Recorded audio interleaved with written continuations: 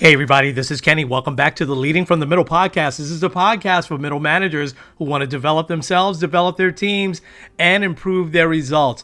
Today, I got to talk to author and leadership coach for several Fortune 500 companies, Jeremy Doran. And we got into a bunch of topics such as how growing up, the lessons you learn from when you grow up, shape you as a leader. What are some watchouts for 2023? What's unconventional learning? And what is the art of delegation? Let's get at it. Hey there, everybody. This is Kenny. Welcome back to another edition of the Leading from the Middle podcast. This is the podcast for middle managers who want to develop themselves, develop their teams, and improve their results. I have got a terrific guest today that is going to drop some knowledge on you, mostly from his personal experience. And I think that is just awesome. So without further ado, I want to introduce Jeremy Doran. He's an author and he is a leadership coach for Fortune 500 companies. Jeremy, welcome to the podcast. It is great to have you here. Thank you so much for having me. It's great to be here. Well, and thank you again for doing this. I want to jump right in. I'm fascinated by your background and just your story. And you have got a book out that I can't wait to rip into because I'm not from a big family, but we have a big family. And I'm so interested to hear how this ties in to your journey of now, being a leadership coach. So you're an author. You have a book called The Little Kids. And why don't you start by telling us a little bit about it and how it came about? Well, yeah, as the youngest of 10 kids, our family got split up into big kids and the little kids. So my sister and I were the littlest of the little kids. And every time I am talking to people about interpersonal communication, and when I'm doing a lot of coaching, I realize that a lot of the stories I tell that have taught me the lessons are actually from growing up in that situation.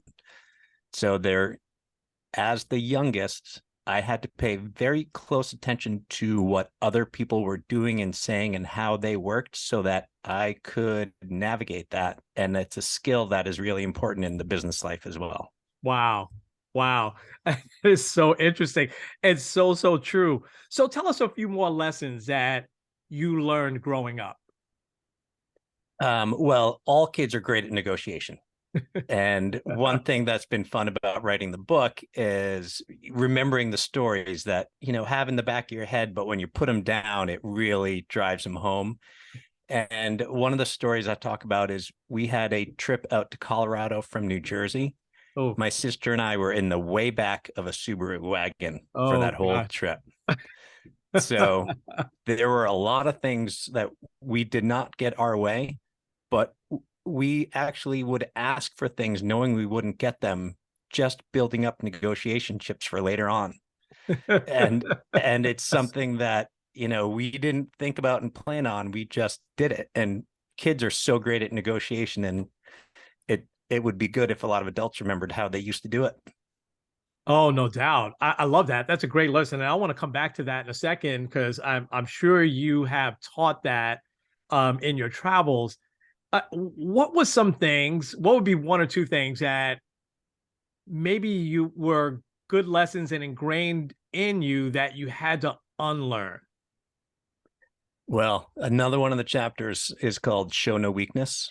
And when you are in a family that is full of smart, snarky people who are looking for ways to, gain leverage over you, I learned to never show if something bothered me or if it annoyed me or made me feel bad, because it was showing a weakness that could be used against me. And I realized as an adult, it's okay to show when you have things that bother you, or it's okay to open up. But it took me a long time to figure out how to do it. And I'm still working on it. Yeah, but that is so awesome. And I love both of those. Showing signs of weakness. Let's go there for a second. In my travels, I find a lot of leaders feel like showing signs of weakness is a big weakness, therefore they don't. Mm-hmm. And how did you unlearn that, and how do you now position that for the leaders that you touch? One of the thing, there are some leaders I've seen who are so happy to admit that they don't know things. And the stronger a leader is, the more likely they are to admit without any sort of shame that they don't know something. Nobody knows everything. Mm-hmm. And they are happy to surround themselves with people who know things they don't know. And, people who are not as strong leaders feel that that's a weakness. The people who are true leaders find it as a strength. And if you just clearly and calmly say, "Oh, I don't know that. Why don't you explain it to me?" That doesn't show any sort of weakness. It Mm-hmm. shows a strength and a wanting to learn. So that's something that I think a lot of leaders need to work on. Oh, there's no question about it. And I just think about the impact it has on your people when you say, "Hey, I have no idea. Somebody needs to show me this." Who on my team is going to show me this? And it really builds up those points that you really need. So I think that's an awesome piece of advice.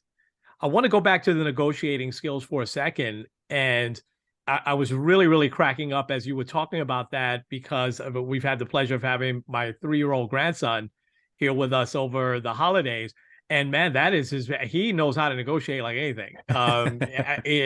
He's just unbelievable at that. But you're right. We sort of lose that skill after a while. How do leaders get that back? And how can leaders use negotiating to their advantage?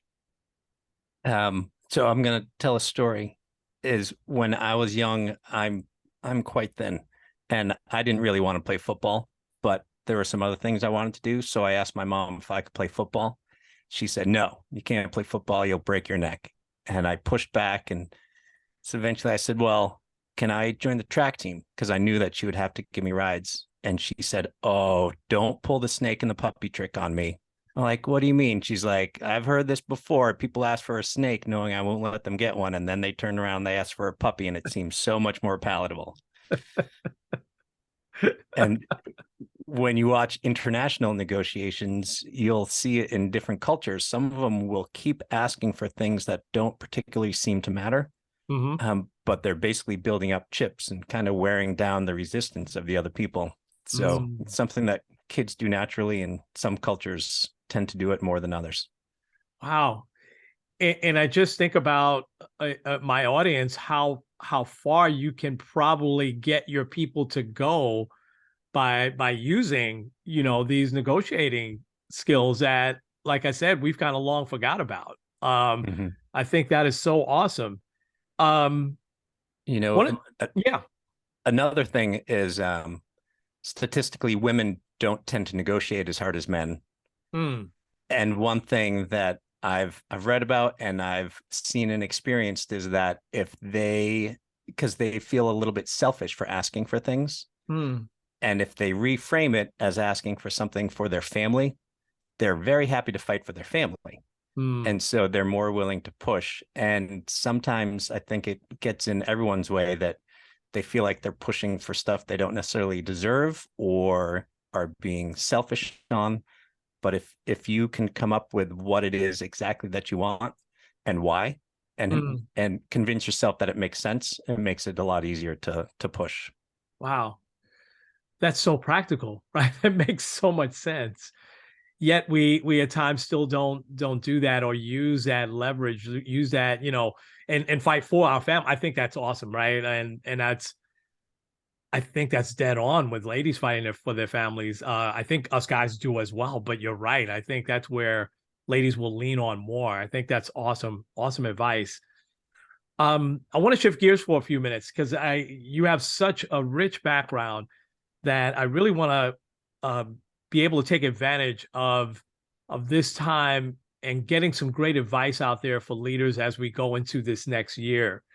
You have a couple of really interesting things that you key in on, and one you call unconventional learning. Talk to us a little bit about that, and how can leaders then put some unconventional learning for themselves in place? Yeah, lessons can be learned from so many different places. As I said, when I was doing coaching or when I'm doing coaching, often the stories I'm telling are about growing up in my family.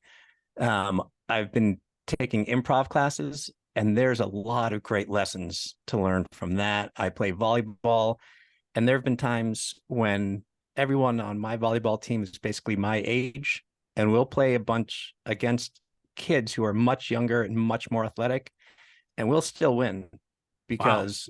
because we coordinate well and we communicate, and we're not trying to show off, and we're not trying to have spectacular plays. We're just trying to get things done. So there's a lot of different places where you can learn lessons that are very valuable for business. What would be one or two things that you've taken from your volleyball team that you've incorporated into your business coaching? For volleyball is very position dependent. Hmm. So if everyone knows what their role is and what position they're supposed to be in any given situation, and it's very fluid depending on what's happening in the play, you may shift 10 feet over from one side to the other, but if everyone is coordinated and knowing what they're doing, then you'll end up covering all the things that need to be covered. Hmm. And a lot of times when I'm talking to business leaders, I'll have them do a responsibilities chart. Mm-hmm. Even if it's only a small business with a couple people, there's still all the responsibilities that a corporation has with an org chart. And then I have the people who work for them do the same and plug in what they think they're responsible for. And there's very often that there's a gap because both people think the other's responsible for it. And there's a lot of times when there's an overlap. They both think that they're responsible for it. And when that becomes much more clear, then everything gets a lot more efficient and there's a lot fewer conflicts. Hmm. So I love that. And so taking just that concept and I think here's where I know for me that I make this mistake a lot, that if I'm, let's just say, playing volleyball and I'm not a volleyball player, but I would probably just do it for fun and not be thinking about the lessons, that I can learn. But when you think about the times I played volleyball, man, and getting smoked in it is where everybody is out of position. And so you're talking Mm-hmm. about having every position covered and now taking that, as a leadership lesson, as a business lesson, that you're so right in, just so many things in life we can, pull out and put into our business practices. That's so awesome. I love that. And you know what Uh, I tell yeah. people is if there's a story that you've told multiple times, you probably tell it because there's a lesson in there that you learned. Hmm. So think back to the stories that you tell often Hmm. and then tease out what the lesson is and figure out how you can apply it to your business. Yeah, The absolutely. lessons are in there. Absolutely. Absolutely. Um, you talk a lot about the art of delegation, and I love that you put the art before Mhm. delegation. Jeremy, I got to ask you, why do leaders still struggle with delegation? Um, it's really such a funny topic. When I bring it up, there's always be one person in the room who says, I tried that once, it doesn't work, I'll never do it again. Hmm. Like, all right, well, tell me the story. And it really is an art and it's a bit of a science. And a couple of reasons why leaders don't like to do it is because they feel like it's just faster to do it themselves. Hmm. They think that they're the ones who can do it the best, and they think they are the ones who care the most. And what I say in term for all of those is if you can do it faster, should you? You may be able to do it faster. And if it's something that only happens one time, then maybe it's worth doing. But if it happens over and over again, you can do it faster each time. But boy, you're using a $10 hammer to solve a $1 problem at that point. Wow. So, um, and then in terms of doing it the best, when that person started doing it, they weren't the best at it either. They had to learn from someone else. So Hmm.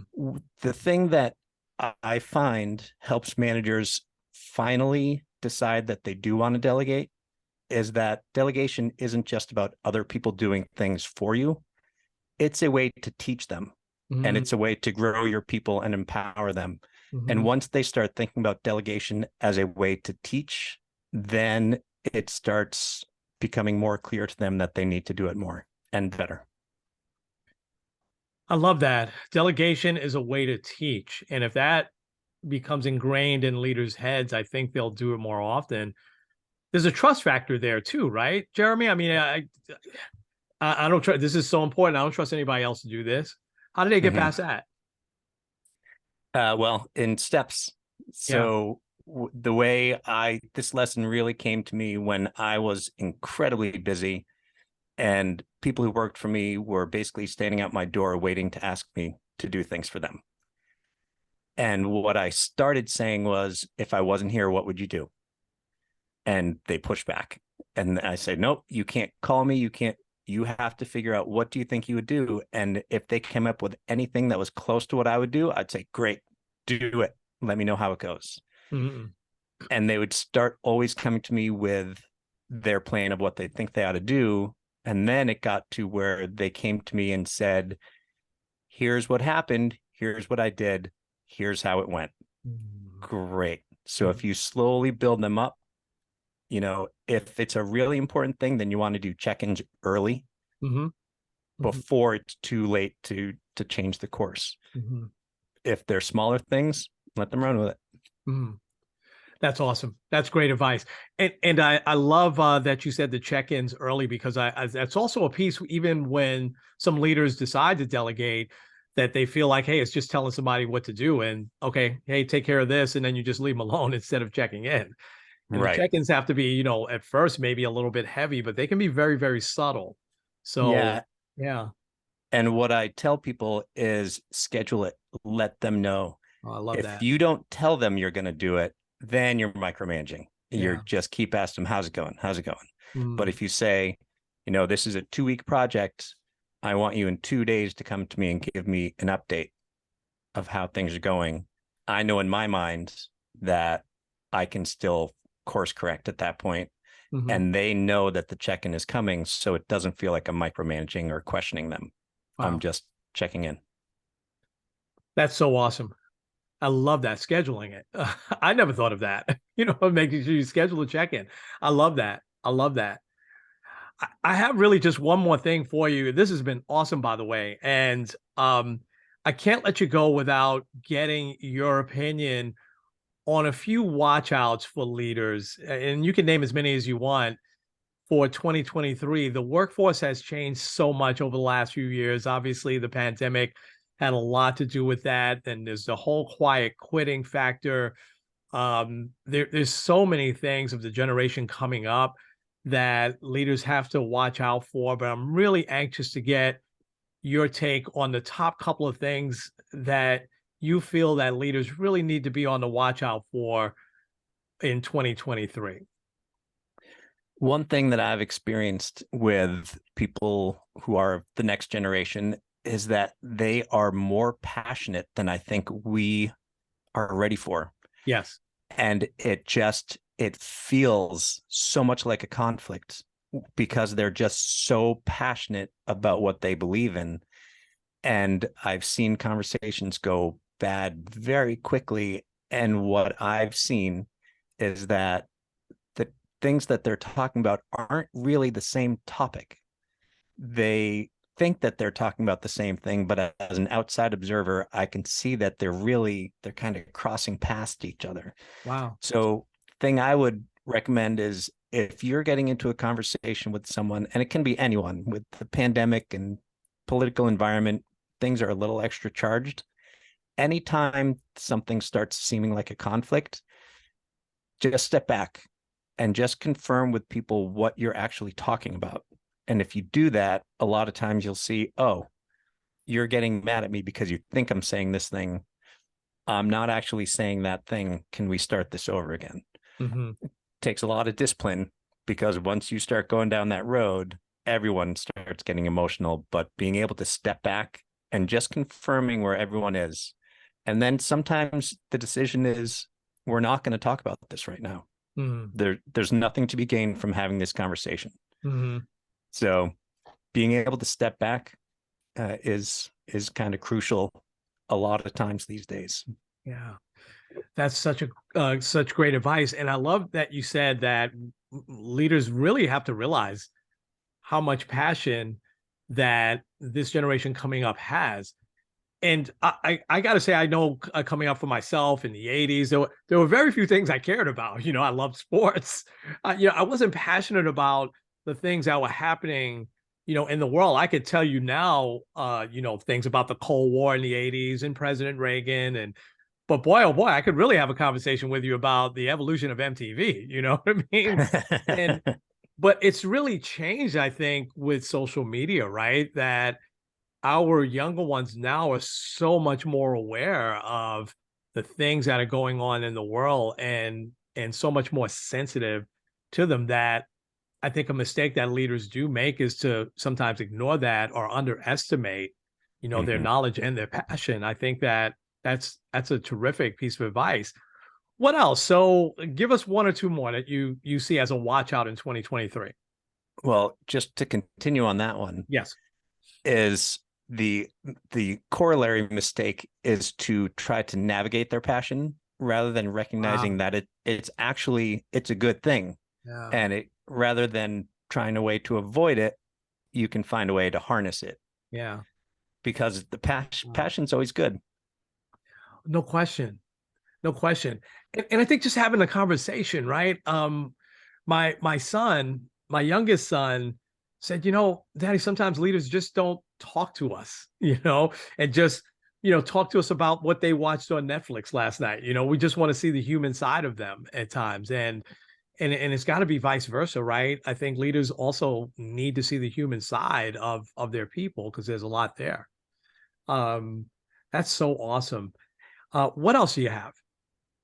Well, it's a lot of just continuation of what's been going on the last few years with the pandemic, and then with supply chain issues. Those are still Yes. in existence. They're changing, but I think everyone needs to remember the lesson that we learned about how to pivot. There's a lot of businesses, if you look at restaurants, for instance, a lot went out of business because of the pandemic, and a lot just grew like gangbusters because they Mm-hmm. were able to pivot. Mm-hmm. Those changes are going to keep coming. We're not past having those sorts of changes. So remembering the lesson to be able to pivot and just pay attention and make changes when needed it's always good advice. This year, I think especially so. Oh, no question. No question. Jeremy, how can people get in touch with you? Well, if you're interested in learning about the book and some corollary lessons around it, you can go to thelittlekids.us, or you can go to my webpage, which is pinnacle-performance.com. Okay, that's and awesome. and my other email and phone number information's on both of those sites. Awesome. And I will post those, both those links. I'll post those when we when we post this podcast. This has been just so awesome and so eye-opening, Jeremy. I can't thank you enough. What great knowledge and advice for such a time as we're in right now. And I hope people take advantage of, your expertise and your knowledge and your experience, your life experience that you bring to the table. And I think a lot of people will relate. I can't wait to dig into the book. I'm going to send you some comments after I read the book, which I think I'll probably do in one day, Yep. so so I I look so forward to hearing appreciate of it. it. Yeah, absolutely. Absolutely. So, folks, we're going to leave it there. This has been Kenny and Jeremy. This has been the Leading from the Middle podcast. We will talk to you real soon. Jeremy, thank you so much again. Thanks for having me.